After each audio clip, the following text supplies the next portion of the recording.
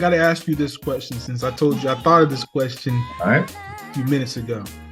So, transitioning from the trades, should teams tank for Bronny James for the possibility of luring LeBron James?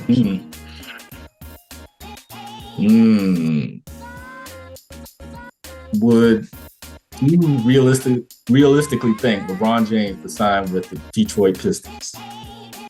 If it meant playing with his son, yeah. I mean, then absolutely. Why not? Why wouldn't teams? I mean, if they know they have no chance of making any noise in the playoffs or sniffing the finals, why not? I mean, it just depends on what shape LeBron is in and coming into that season. Bronny is what? Is he a one and done? I mean, he's projected to go, I think, top 15 in the draft. After this season? Or before the cardiac arrest situation, he was projected as like a 15th overall pick or something, or something like that, like a top 15 pick, I want to say. Okay. It's like on the lower end, like 10 to 15. If he declares, and that would be what, 2025 draft, or? I think he's good to go for the 24. 2024. Oh. Well, how long was LeBron's contract? I think he's got another. Yeah, he'd have to finesse that somehow. Maybe he has some kind of clause where he can get out of it, but it would be close to impossible. But maybe he has a good standing with 2 years left. 2 years. Mm-hmm. And I think the last year's a player option. So he'd still have to wait. They'd have to wait a year. I mean, he could finish out this year and then decline his player option next year and go sign wherever Bronny's at, which bodes that question. Would you tank? It depends on the team.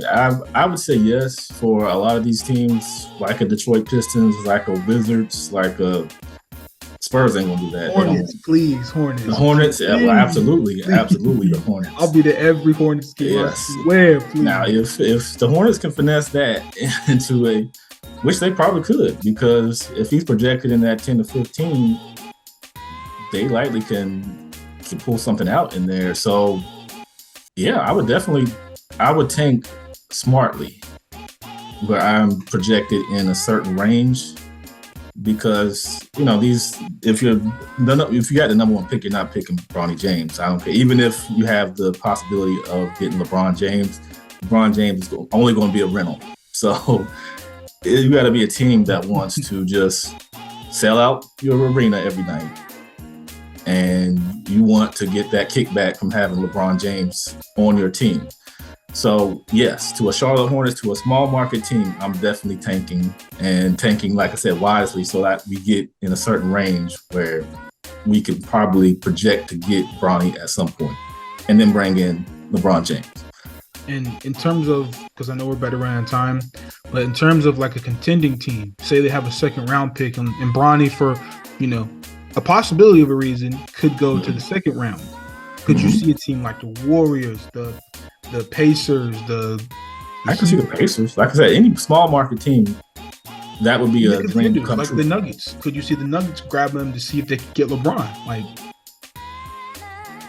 There's a little beef there, but I mean, business is business. You do what's best for business, and you do what's best for your team. So that could be a possibility. Would LeBron? I mean, LeBron, I'm sure, would go to the Nuggets. But I've said, if you're a small market team, Indiana, any of those teams like that, Charlotte, even Sacramento, a team like Sacramento would benefit from trying to get that and potentially getting LeBron James. So yeah, I mean, I don't think teams would. I think some teams would, and I think that it would be a wise decision, because you do get that boost from having LeBron James, and probably his last few years, so you get to boast that. And like I said, you're selling out your arena every night. So, yeah, hey, that's a win-win.